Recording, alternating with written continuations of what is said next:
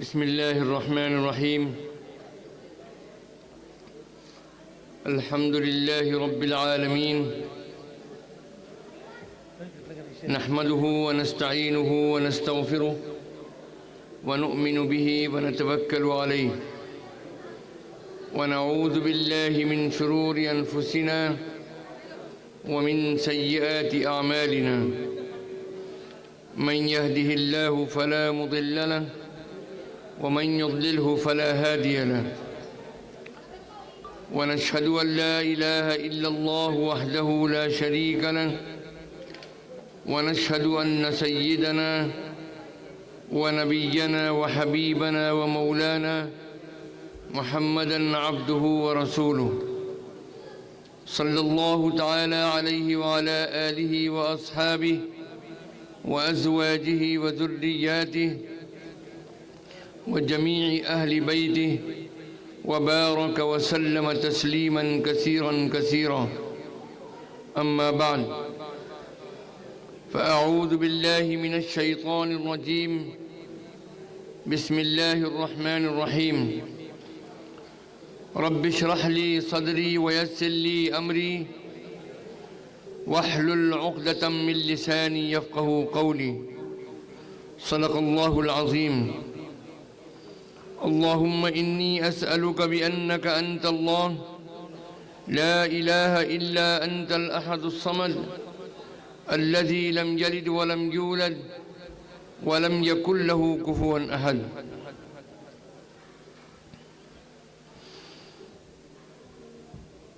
اس programme کے روح رواں جناب اسلم شیخ صاحب اور ان کے معاونین اور اسٹیج پر بیٹھے ہوئے قابل احترام شخصیات، خصوصاً آل انڈیا مسلم پرسنل لا بورڈ کے ممبر جناب محترم ڈاکٹر عتیق الرحمن منیری صاحب، اور جماعت المسلمین کے ذمہ داران اور اس پورے علاقے کے متحرک حضرات، حاضرین مجلس اور ہماری قابل احترام مائیں بہنیں اور عزیز بچیاں،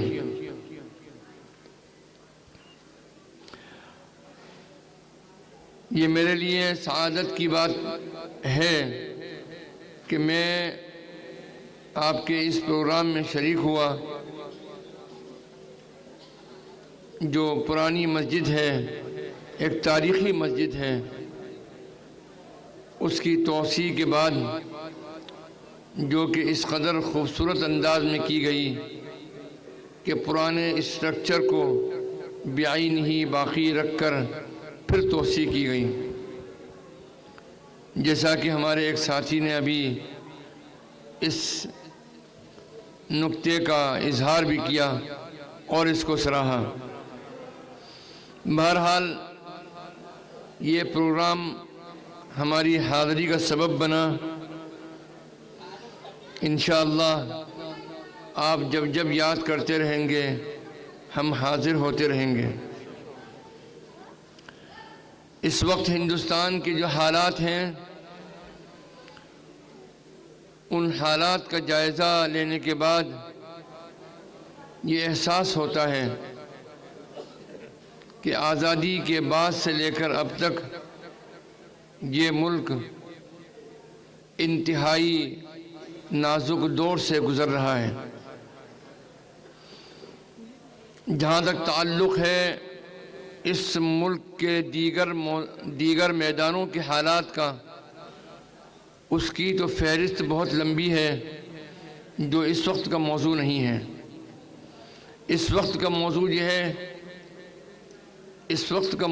ہے کہ مسلمان اس ملک میں کن حالات سے گزر رہے ہیں۔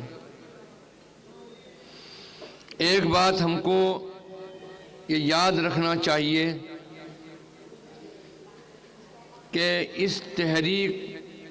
اس ملک کی تحریک آزادی کی بنیاد ڈالنے والے ہم مسلمان ہیں۔ اس ملک میں تحریک آزادی کے دوران سب سے زیادہ قربانی دینے والے ہم مسلمان ہیں۔ اس ملک کی تحریک کی خوبی یہ تھی کہ اس میں تمام قوموں نے مل کر اس تحریک آزادی کو آگے بڑھایا۔ اس میں ہندو، مسلم، سکھ، عیسائی سب شریک رہے، لیکن جو بنیادی کردار رہا قربانیوں کا اور اپنے جان و مال، عزت آبرو کی قربانی کا، جتنی قربانیاں مسلمانوں نے دی اس کی مثال ملنا مشکل ہے۔ آج انڈیا گیٹ پر 63,000 شہیدوں کے نام موجود ہیں۔ وہ اس بات کی گواہی دے رہے ہیں کہ مسلمان نے کچھ نہیں دیکھا، اس ملک کی آزادی کی خاطر سب کچھ گنوایا اور قربان کیا۔ یہ الگ سیاسی موضوع ہے کہ اس ملک کا بٹوارا ہوا، اس کی سیاسی ترجیحات تھیں، لیکن حقیقتاً مسلمان ہرگز اس ملک کا بٹوارا نہیں چاہتا تھا۔ اس بٹوارے کا، اس ملک کی تقسیم کا ایک پلندہ بھی مسلمانوں کے گردن پر ڈالا جاتا ہے، جبکہ تاریخی اعتبار سے بالکل غلط ہے۔ ہندوستان میں جب تحریک آزادی اپنی آخری مرحلے میں پڑاؤ میں چل رہی تھی اور یہ ملک آزاد ہوا تھا، تو اس ملک کی اکثریت، مسلمانوں کی اکثریت نے یہ فیصلہ کیا تھا کہ جو بھی حالات ہوں ہم یہ سرزمین ہماری سرزمین ہے، ہم نے اس کی آزادی کی تحریک کو اپنے خون جگر سے سینچا ہے، اور ہم اس ملک میں رہیں گے، قرآن کے ساتھ رہیں گے، سنت کے ساتھ میں رہیں گے، اذانوں کے ساتھ میں رہیں گے، اپنی تہذیبی روایات کو چھوڑے بغیر بلکہ اس پر قائم رہتے ہوئے ہم اس ملک میں زندہ رہیں گے، اپنے سجدوں سے، اپنے رکوع سے، اپنی تلاوتوں سے اپنی مسجدوں کو آباد رکھیں گے، اور ہماری تہذیبی قلعے، مدارس جو کہ ہمارے تہذیب تمدن کے ایک طریقے سے قلعے ہیں، ہم ان کو قائم کرنے کی کوشش کریں گے۔ ہندوستان آزاد ہوا، لیکن ایک فرقہ پرست طاقتوں کا ایک گروہ وہ برابر اس بات میں لگا رہا کہ اس ملک میں اگر مسلمان اپنی شناخت کے ساتھ میں رہتا ہے تو وہ ہمارے لیے سب سے بڑا چیلنج ہے۔ علامہ اقبال رحمۃ اللہ علیہ نے یہ بات کہی تھی کہ میں یورپ اور امریکہ کے طول و عرض کو ناپ کر آ چکا ہوں، میں نے ان کا دورہ کیا ہے، میں نے ان کی گلیوں کو چھانا ہے، اور میں اچھی طرح قوموں کے عروج اور زوال کا مطالعہ کیا ہے۔ میں یقین کے ساتھ میں کہہ سکتا ہوں کہ اگر تم بحیثیت مسلمان کے اس ملک میں رہنا چاہتے ہو تو ان بوریا نشی مدرسوں کی قدر کرو اور ان سے رشتہ مت توڑو۔ انہی مدارس سے رشتہ توڑنے کے نتیجے میں آپ آج یورپ اور مسجد غرناطہ کے صرف کھنڈرات باقی ہیں، تعمیر باقی ہیں، لیکن اسپین میں کوئی اسلام کا نام لیوا نہیں ہے۔ یہ اس وقت کی صورتحال بتلا رہے تھے۔ تو قومیں زندہ رہتی ہیں اپنی تہذیب سے، اپنے تمدن سے، اپنی روایات سے، اپنی شناخت سے، اپنی پہچان سے زندہ رہتی ہیں، روپیے اور پیسے سے زندہ نہیں رہتی ہیں۔ لیکن ہماری اس شناخت کو ختم کرنے کے لیے روز اول سے آزادی سے پہلے سے کوششیں ہوتی رہیں۔ بہرحال یہ ملک کو آزادی کا خواب پورا ہونے کے بعد آزادی کی سانس لینے کا موقع ملا۔ اب مرحلہ آتا ہے ہندوستان کے کانسٹیٹیوشن کے مرتب ہونے کا۔ ہمارے اسلاف نے، بزرگوں نے مل کر اس بات کی کوشش کی اور وہ قانون بھی بنا۔ وہ قانون کیا بنا؟ ہندوستان کی آزادی کے بعد جب اس ملک کا دستور بنا تو اس ملک کے دستور سازوں نے ایک ایسے ملک کا خواب دیکھا تھا جہاں پر ایک شہری کو اپنے پسند کا مذہب اور عقیدہ اختیار کرنے، اس پر عمل کرنے اور اس کی اطاعت کرنے کی آزادی ہوگی۔ اس ملک کے ہر فرد کو معاشی، سیاسی اور سماجی طور پر مساوات اور برابری کا حق حاصل ہوگا۔ مگر آزادی کے بعد ہی سے کچھ مسلمانوں کی اپنی غفلت اور حکومت کی پالیسیوں کا اثر یہ رہا کہ مسلمان اس ملک میں سیاسی، سماجی اور معاشی اور مذہبی اعتبار سے پچھڑتا چلا گیا۔ میرے عزیزوں اور دوستوں، میں یہ بات آپ سے عرض کرتا ہوں، حضرت مولانا علی میاں رحمۃ اللہ علیہ نے بھی اس طرف اشارہ کیا ہے اپنی تحریروں کے اندر کہ قومیں اپنی زبان اور تہذیب سے زندہ رہا کرتی ہیں۔ اگر کسی قوم نے اپنی زبان اور اپنی تہذیب کو چھوڑ دیا، نظر انداز کر دیا، تو تاریخ کے صفحات سے ان کا نشان مٹ جایا کرتا ہے۔ اسی نشان کو مٹانے کے لیے جدوجہد ہوئی، اور یہ جدوجہد آج سے نہیں، انگریزوں کے دور سے شروع ہو چکی تھی۔ انگریزوں نے جب اقتدار کے اندر آ گئے تو انہوں نے اسلامی قوانین کو تبدیل کرنے کی کوشش کی۔ انہوں نے اسلام کا جو تعزیراتی قانون ہے، جو پنشمنٹ کا اور سزاؤں کا قانون، اس کو بدل دیا، شہادت کا قانون بدل دیا اور بہت سارے قوانین بدل دیے۔ ظاہر ہے کہ علماء نے اس پر احتجاج نہیں کیا، اس لیے کہ ان قوانین کا تعلق حکومت سے، حکومت کی ذمہ داری ہے کہ ان قوانین کو نافذ کرے، کیونکہ اقتدار سے مسلمان محروم ہو چکے تھے، اس لیے انہوں نے اس پر احتجاج نہیں کیا۔ لیکن ایک بات یاد رکھیے کہ جب باری آئی مسلم پرسنل لا کی تو انہوں نے پہلے سوچا کہ اس پر قدم آگے بڑھائیں یا نہیں بڑھائیں۔ یہاں بہت سارے حضرات یقیناً جانتے ہیں کہ مسلم پرسنل لا کسے کہتے ہیں، لیکن جن لوگوں کو نہیں معلوم ہو ان کے سامنے یہ بات رکھنا چاہتا ہوں تاکہ ان کے ذہن اس سلسلے میں واضح ہو جائے، ان کے ذہنوں کے اوپر کہ مسلم پرسنل لا کیا چیز ہے۔ دو طرح کے قوانین ہوتے ہیں، ایک قانون وہ ہے جن کا تعلق مختلف معاملات سے ہے، عبادات سے ہے، لیکن ایک قانون وہ ہے، وہ ہوتا ہے جس کا تعلق گھریلو زندگی سے ہے، فیملی لا سے ہے۔ اسلام نے فیملی لا کی اہمیت کو قرآنی آیات کے ذریعے پورے طور پر واضح کر دیا ہے۔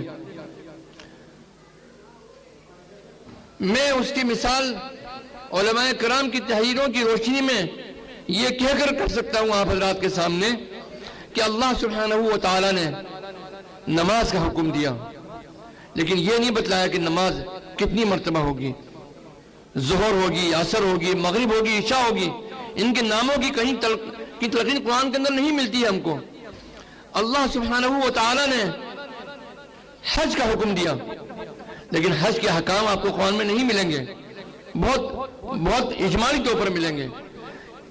نماز ہو، روزہ ہو، حج ہو، زکوٰۃ ہو، اس کے اجمالی حکم تو قرآن کے اندر ملے گا، لیکن کس طریقے سے ان احکام کو ادا کیا جائے اس کی تفصیل قرآن کے اندر موجود نہیں ہے، اور اس کی حکمت بھی ہے۔ اور حکمت یہ ہے کہ ان تمام احکام کو جو نبی کریم صلی اللہ تعالی علیہ وسلم نے اپنی احادیث مبارکہ اور ان کے جانشار صحابہ کرام نے حضور نبی کریم علیہ السلام کی احادیث مبارکہ کے روشنی میں جو تشریح کی، وہ ہمارے لیے کافی ہے۔ اس لیے کہ جن احکام کا تعلق براہ راست بندے اور اس کے رب سے ہے، تو اس کی اہمیت بندے کے ذہن میں زیادہ ہوتی ہے۔ لیکن وہ احکام جن کا تعلق فیملی سے ہے، بھائی بہن سے، ماں باپ سے، میاں بیوی سے، پڑوسیوں سے، عزیز و اقارب سے، جس کو ہم فیملی لا کہتے ہیں، تو رات اور دن اٹھنے بیٹھنے والے ہو ان کے ذہن میں ہو سکتا ہے کہ اس کی اہمیت نہ واضح ہو۔ وہ حقوق ادا کرنے کے لیے جس طریقے سے نماز کو ادا کرنے کی اہمیت ذہن میں واضح ہوتی ہے، اس طرح وراثت کے حق کو ادا کرنے کی ان کے ذہن میں واضح نہ ہو۔ اس لیے جتنے بھی فیملی لا ہیں ان سب کو قرآن کریم نے اتنا واضح کر دیا ہے کہ اس میں کوئی گنجلک باقی نہیں رکھی۔ یہ ہے مسلم پرسنل لا۔ وراثت کا مسئلہ ہو، طلاق کا مسئلہ ہو، نکاح کا مسئلہ ہو، حضانت کا یعنی گود کا مسئلہ ہو، بچے کو دودھ پلانے کا مسئلہ ہو، رضاعت کا مسئلہ ہو، یہ جتنے مسائل ہیں یہ سب شرعی آئلی قوانین اور فیملی لا کہتے ہیں۔ تو اگر فیملی لا کی اہمیت نہ ہوتی تو اللہ سبحانہ و تعالی اس کو قرآن کریم کی صورتوں میں سورہ بقرہ، سورہ مائدہ، سورہ نساء اور اس کے علاوہ بہت ساری صورتوں کے اندر اللہ سبحانہ و تعالی نے تمام شرعی قوانین کو، فیملی لا کو اللہ سبحانہ کھول کھول کر بیان کر دیا ہے۔ جب انگریزوں نے دیکھا کہ ہم تمام قوانین تبدیل کر چکے ہیں تو اب باری آئی فیملی لا کی، مسلم پرسنل لا کی۔ انسان کا، مسلمان کا جو فیملی لا ہے، گھریلو زندگی کے متعلق جو قوانین ہیں اس کی باری آئی تو انہوں نے سوچا کہ یہ تو بڑا حساس مسئلہ ہے، اس لیے انہوں نے لا کمیشن بٹھایا، رائل کمیشن بٹھایا۔ ایک بار بٹھایا اس کی رپورٹ آئی، دوسری بار بٹھایا اس کی رپورٹ آئی، پھر تیسری بار چند سالوں کو بٹھایا۔ 3 مرتبہ رائل کمیشن بیٹھا ہے کہ آیا مسلم پرسنل لا میں تبدیلی کی جائے یا نہ کی جائے، اور تینوں مرتبہ رائل کمیشن نے یہ اپنی رپورٹ دی کہ اگر یہ اتنا حساس مسئلہ ہے اور ان احکام کا تعلق براہ راست مسلمانوں کے تشخص سے اور قرآن و حدیث سے، اگر اس کے اوپر ذرا بھی کوئی آنچ آئی اور ذرا بھی چھیڑ چھاڑ کی تو ہندوستان کا مسلمان بغاوت کرے گا۔ اس بغاوت کے نتیجے میں ہم کو اس ملک سے اقتدار سے ہاتھ دھونا پڑ جائے گا۔ تو ظاہر ہے کہ اقتدار کو تو اپنے وہ رسک نہیں ڈال سکتے تھے، لہذا انہوں نے اس بات کا ارادہ کر لیا کہ ہمیں اس معاملے میں نہیں پڑنا ہے۔ لیکن اتفاق کی بات یہ ہے کہ 1930 کے آس پاس میں یا اس سے پہلے ایک فیملی کا ایک ڈسپیوٹ، یعنی بھائی اور بہن کا ڈسپیوٹ جو ہے وہ عدالت میں، سول عدالت میں چلا گیا۔ رواج یہ تھا کہ لڑکی کو وراثت میں حصہ نہیں دیا جاتا تھا، تو بہن نے اپنے والد کے انتقال کے بعد میں وراثت میں اپنا حصہ کا مطالبہ کیا، بھائی نے دینے سے انکار کر دیا، مسئلہ عدالت میں چلا گیا، بہن سول عدالت میں چلی گئی اور اس نے کہا کہ میں شرعی اعتبار سے، جی جزاک اللہ،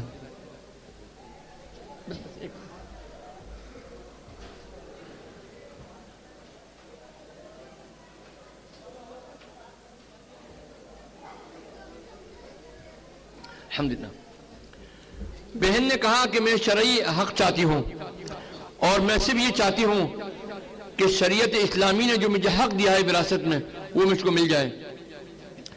بھائی نے کہا کہ ہمارے یہاں رواج اور کسٹم یہ ہے کہ لڑکیوں کو ان کا وراثت میں حصہ نہیں دیا جاتا۔ تو عدالت نے یہ فیصلہ دیا، عدالت نے کسٹم کی بنیاد پر، ریلیجن کو بھی اہمیت ہے لیکن آج بھی ہندوستان کے قانون میں اور یورپ کے قانون میں کسٹم کی بڑی اہمیت ہے، رواج کی بڑی اہمیت ہے، اس بنیاد کے اوپر کہ آپ کی خاندان میں، آپ کے معاشرے میں لڑکیوں کو وراثت میں حصہ نہ دینے کا رواج ہے، تو کسٹم کی بنیاد پر انہوں نے بھائی کے حق میں فیصلہ دے دیا اور بچی کو وراثت سے محروم کر دیا، بہن کو وراثت سے محروم کر دیا۔ اتنا فیصلہ آنا تھا کہ ہمارے تمام علماء کرام اس وقت کے تمام کی تمام اکٹھا ہوئے اور انہوں نے فیصلہ کیا کہ یہ اب ہماری شریعت کے اوپر آنچ آ گئی ہے اور اس کے نتیجے میں اب ہم سے ہماری شریعت کو چھیننے کی سازش ہو رہی ہے، جبکہ حکومت کو ہم سے مشورہ کرنا چاہیے تھا کہ ہمیں کیا فیصلہ کرنا چاہیے، یہ آپ کا اندرونی معاملہ، مذہبی معاملہ ہے۔ تو احتجاج کیا۔ میں سمجھتا ہوں کہ کئی برس کے احتجاج کے بعد میں جب یہ دیکھا حکومت نے کہ جب یہ دیکھا، اچھا اس سے پہلے جب حکومت کے بارے میں اطلاع ملی علماء کرام کو کہ اورائل کمیشن بٹھایا ہے، تو احتجاج کرتے رہے، حکومت برطانیہ تک وہ بات پہنچاتے رہے اپنی، اور حکومت برطانیہ نے ان کو یقین دلایا کہ ہم آپ کے شرعی معاملات میں مداخلت نہیں کریں گے۔ لیکن جب یہ مسئلہ عدالت میں چلا گیا تو اس کو فیصلہ کرنے کا موقع مل گیا۔ آج ہم مسلمانوں کو یہی سبق سکھا رہے ہیں کہ اپنے مسئلے پرسنل لا سے متعلق مسئلوں کو عدالت میں لے کے نہ جاؤ۔ اس کو کہاں شدھ بودھ ہے قرآن کی، کہاں اس کو نالج ہے حدیث کی، کیا اس کو پتہ ہے کہ قرآن کریم جو بات کہہ رہا ہے اس کی حکمت کیا ہے، اس کی حکمتیں کیا ہیں، اس کی اصل وجہ کیا ہے، اس کا شان نزول کیا ہے، اس کو کوئی بیک گراؤنڈ نہیں معلوم ہے۔ وہ اپنے اعتبار سے، اور خاص طور پر ہمارے تعصب میں اس طرح فیصلے دی جاتے ہیں کہ ہماری شریعت متاثر ہو جائے۔ یہی مسلم پرسنل لا بورڈ کی بھی ایک تحریک ہے کہ اپنے مسائل کو دارالقضاء کے اندر حل کرنے کی کوشش کرو تاکہ حکومتوں کو مداخلت کا موقع نہ ملے۔ اب جب یہ فیصلہ ہو گیا تو علماء نے احتجاج کیا۔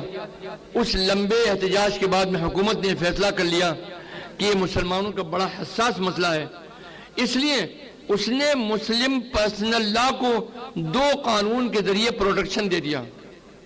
ایک شریعت اپلیکیشن ایکٹ 1937 اور 1938۔ ان دونوں قانون کے ذریعے یہ فیصلہ ہو گیا کہ اگر دونوں فریق مسلمان ہیں اور اگر مسلم پرسنل لا سے متعلق کوئی ڈسپیوٹ ہے تو وہ سول عدالت برطانیہ میں حکومت کی نہیں سنے گی، اس کی سماعت نہیں کرے گی، بلکہ قاضی شریعت اس کی سماعت کرے گا۔ مسئلہ یہاں تک حل ہو گیا، لیکن فرقہ پرست طاقتیں کہ دماغ میں تھی یہ بات کہ ہم کو مسلمانوں سے ان کی پہچان کو چھیننا ہے، اور میں صرف آج اسی موضوع پر گفتگو کر رہا ہوں آپ سب حضرات سے۔ ہمارے سامنے چیلنج بہت سارے ہیں، تعلیم کا چیلنج ہے، سماجی چیلنج ہے، سیاسی چیلنج ہے، لیکن اس کے لیے ہم کو بہت وقت چاہیے، اور ہم آتے رہیں گے، گفتگو بھی کرتے رہیں گے۔ لیکن ہم یہ بات کہنا چاہتے ہیں کہ جب مسئلہ آیا دستور کے لکھنے کا تو ان فرقہ پرست طاقتوں نے ایک چیز لکھوا لی پریمبلز میں، یعنی جسے مشورہ کہتے ہیں، پریمبلز میں، کہ یونیفارم سول کوڈ نافذ کرنے کی کوشش کی جائے گی۔ پریمبلز کا ایک لا کیا کہتا ہے؟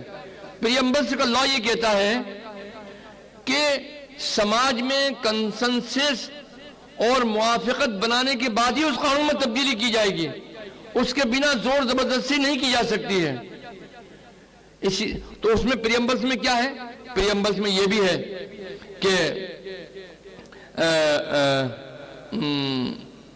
ہے کہ آپ سب کو روزگار عطا فرمائیں گے، سب کو کھانا دیں گے، سب کو گھر دیں گے، شراب نوشی سے اس ملک کو پاک کریں گے، رشوتوں سے یہ ملک پاک ہوگا۔ ان پر تو کبھی آپ کے ذہن گیا نہیں، اور سیدھا یونیفارم سول کوڈ کے اوپر چلا گیا۔ مخالفت بہت کی، اور ہمیں افسوس ہے اس بات کے اوپر کہ اس ملک کے کانسٹیٹیوشن کی جنہوں نے باغ ڈور اٹھائی تھی بابا امبیڈکر جی، ان کے اوپر مسلمانوں نے بہت دباؤ ڈالا کہ آپ جو ہے وہ اس بات کو منظور مت کیجئے، لیکن انہوں نے کہا، جب بہت دباؤ پڑا ان کے اوپر، تو انہوں نے کہا کہ بھائی کون سی پاگل حکومت ہوگی جو کہ مسلمانوں کے پرسنل لا میں تبدیلی کرے گی؟ یہ پاگل حکومت آج آ چکی ہے ہمارے سامنے۔ ہمیں صاف صاف کہتے ہیں، ہم کھل کے بات کرتے ہیں، ان کے سامنے ٹارگٹ ہمارا مذہب ہے، ہماری تہذیب ہے، ہماری شناخت ہے۔ اب آپ یہ دیکھیے کہ جب کانسٹیٹیوشن بن گیا تو تو اس میں اس بات کی ہم کو گارنٹی دی گئی کہ مسلمان اپنے مذہب میں، اپنی تہذیب میں آزاد ہے، اپنے عقیدے میں آزاد ہے، اس کی تشہیر بھی کر سکتا ہے، اپنی تعلیمی اداروں کے قیام کے اندر بھی وہ آزاد ہے۔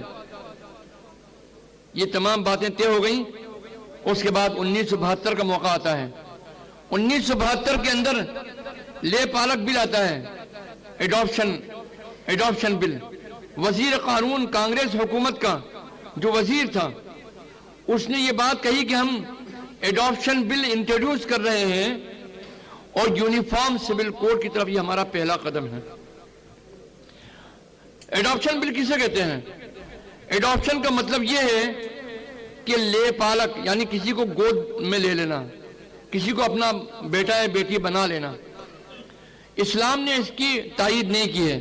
آپ کسی کی پرورش کیجئے، کسی کی مدد کیجئے، شادی بیاہ کرا دیجئے، بے گھر ہے تو اس کو گھر دے دیجئے، تعلیم یافتہ تعلیم کا انتظام کر دیجئے، لیکن اسلام نے اس کو گود لینے کی تائید نہیں کی ہے۔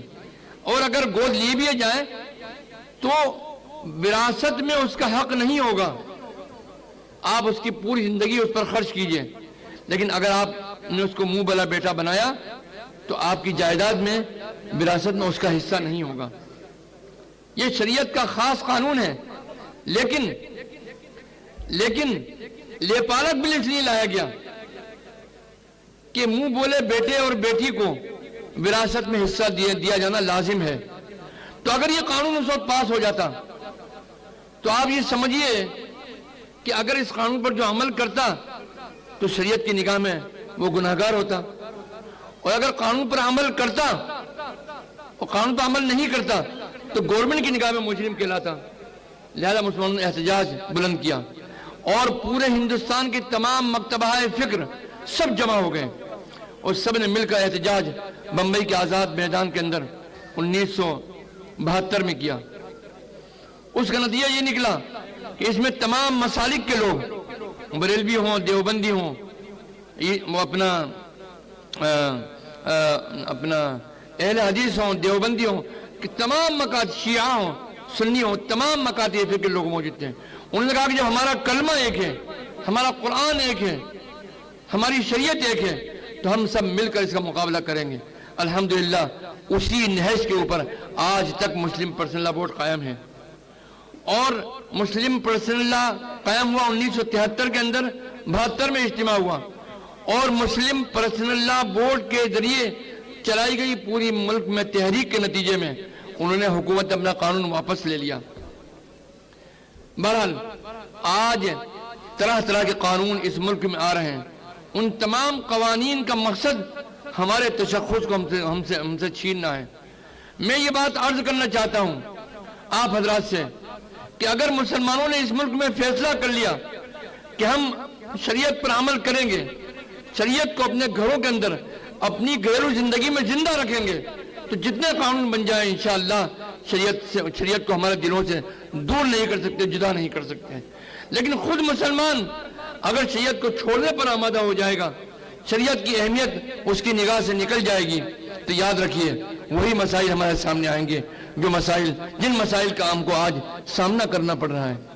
تو میرا عزیزوں اور دوستوں، آپ سے میرا ایک ہی بات کہنا ہے کہ آپ کے جو فیملی لاز ہیں، آپ کے جو گھریلو جھگڑے ہیں، ان تمام گھریلو ڈسپیوٹ کے اندر آپ خدا را عدالتوں میں جانے کے بجائے آپ کا ایک نظام موجود ہے دارالقضاء کا، اس سے رجوع کیجئے۔ قاضی شریعت کی روشنی میں فیصلہ دے گا، جس کے حق میں فیصلہ ہوگا وہ بھی گویا کہ اس کو بھی نیکی ملے گی، اور وہ بھی فاتح کہلائے گا، اور جس کے خلاف فیصلہ ہوگا وہ بھی فاتح کہلائے گا، کیونکہ اس نے اللہ کی مرضی کے سامنے اپنے آپ کو سرنڈر کر دیا، اس نے قبول کیا اللہ کے حکم کو، اس کے خلاف فیصلہ کیا۔ یہی ہے شریعت، یہی ہے شریعت کا احترام۔ تو میرا عزیزوں اور دوستوں، آج ان حالات کے اندر جو ہمارے سامنے قوانین نئے نئے آ رہے ہیں، تو مسلمانوں کو چاہیے کہ تعلیم کے میدان میں آگے آئیں، اور خصوصیت سے لا کے سبجیکٹ کو بہت زیادہ ترجیح دیں، پریفرنس دیں۔ آج مقدمات جو مسلم پرسنل لا سے متعلق ہمارے ڈسپیوٹ ہیں، ان کو ڈسپیوٹ کو، مقدمات کو جو مسلم وکلاء لڑتے ہیں، ان کو اہلیت ہی نہیں ہے کہ وہ صحیح طریقے سے شرعی موقف کے مطابق ان مقدمات کو سول کورٹس میں لڑ سکیں۔ جب ان کی اہلیت نہیں ہے تو یہ بتائیے کہ کام کیسے چلنے والا ہے؟ ان کو اللہ سے ڈرنا چاہیے۔ صرف فیس وصول کرنے کی خاطر بڑی بڑی مقدمات کو الجھاتے ہیں، اور مقدمات اتنے بگڑ جاتے ہیں اپنا سول کورٹ میں، پھر ہائی کورٹ میں، پھر سپریم کورٹ میں، کہ ان کو سدھارنا بڑا مشکل ہوتا ہے، ان کو ڈیفینس کرنا بڑا مشکل ہوتا ہے۔ تو ایک بات تو یہ ہے کہ میرے عزیزوں اور دوستوں، میں آپ سے اس بات کا عہد لینا چاہتا ہوں کہ آئے آپ کی جائیداد آپ کے ہاتھ سے چلی جائے، کچھ نہیں مل رہا ہو، لیکن آپ یہ فیصلہ کر لو کہ آپ کو شریعت کے مطابق فیصلہ چاہیے۔ شریعت نے آپ کو جو حصہ دیا ہے اس سے زیادہ لینے کا فیصلہ ہرگز نہیں کریں، نہ اپنے دل میں لائیں، اور کسی کا انتقال ہو جائے تو سب سے پہلے شریعت کی روشنی میں اس کی جائیداد کو تقسیم کرنے کا ضرور فیصلہ کریں۔